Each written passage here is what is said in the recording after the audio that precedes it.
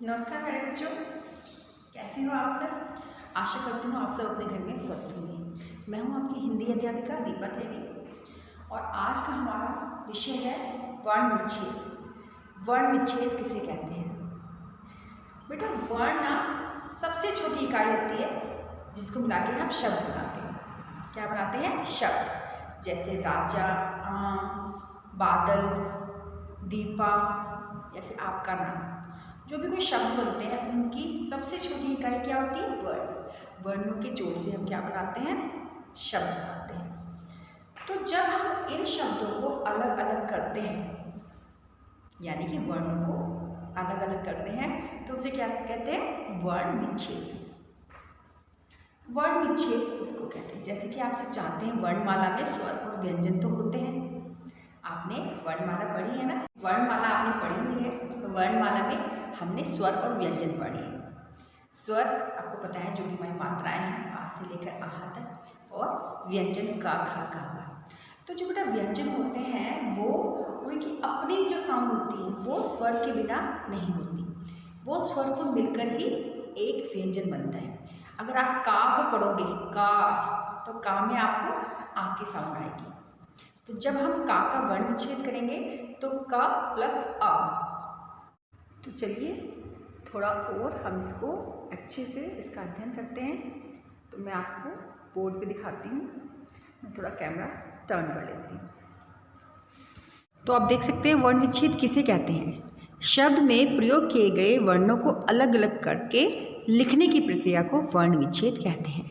आपको पता है शब्द किससे मिलकर बनता है? वर्ण से। और जब हम वर्णों को फिर से अलग कर देते हैं तो वो क्या बन जाते हैं? वो वर्ण विच्छेद। विच्छेद माने अलग करना। तो चलिए हम देख लेते हैं पहले मात्रिक शब्द। मात्रिक और अमात्रिक दो तरह के शब्द होते हैं।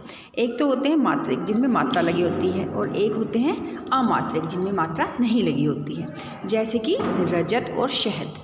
रजत आप जानते हैं रजत में कोई किसी भी मात्रा का प्रयोग नहीं किया है। तो अब हम अगर इसको विच्छेद करेंगे तो कैसे करेंगे? र हलंत अ, ज हलंत अ, त हलंत अ। हमने ये देखा कि हलंत क्यों लगाया है। क्या आप जानते हैं? जब हम किसी भी व्यंजन से स्वर को हटा देते हैं तो वो अधूरा हो जाता है। तो उस अधूरे व्यंजन को हम कैसे व्यक्त करेंगे? हलंत लगा के। तो यहाँ पे ये अधूरा हो गया र, तो हम किसको रा और आ अलग अलग कर दिया। अगर इसको एक साथ जोड़ते हैं तो वो रा बनता है। रा अगर बिना हलंत के है तो वो पूरा है, अगर हलंत लगाए तो वो अधूरा है। आप देखिए जिनसे हमने स्वरों को अलग किया है वो सब अधूरे हो गए।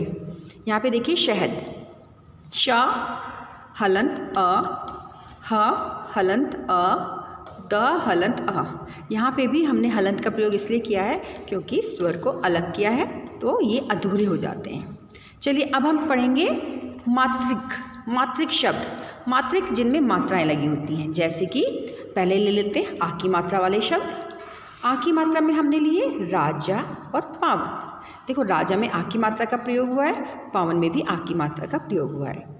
तो जब हम रा से आ की मात्रा को अलग करेंगे तो वो रिक्त हो जाएगा, यानी कि अधूरा हो जाएगा। तो क्या हो जाएगा? ये रा हलंत आ की मात्रा, जा हलंत आ की मात्रा, राजा। ऐसे ही यहाँ पर पा हलंत आ की मात्रा, वा हलंत छोटा आ, क्योंकि ये अमात्रिक है, इसमें कोई मात्रा नहीं है तो इसलिए हमने छोटा आ लगाया है, और ना हलंत छोटा।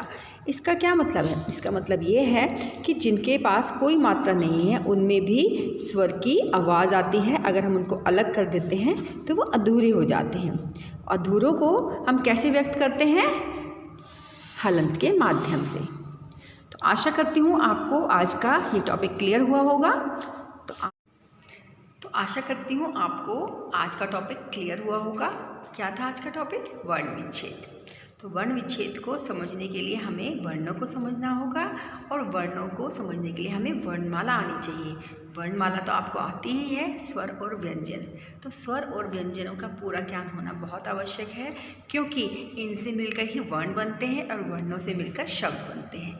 और जब शब्दों को दोबारा से हम अलग करते हैं, उनको विच्छेद कर देते हैं, तो वो फिर से वर्ण बन जाते हैं। तो इसी को हम कहते हैं वर्ण विच्छेद।